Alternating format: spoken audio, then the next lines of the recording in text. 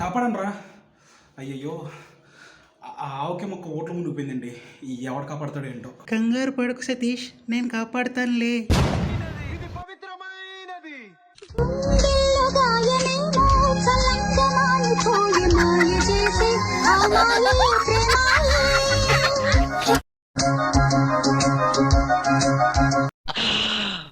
మనుషులు అర్థం చేసుకునేందుకు ఇది మామూలు ప్రేమ కాదు.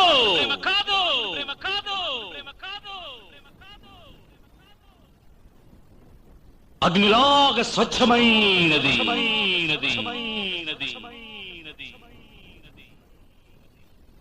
గుండెల్లో గాయమేమో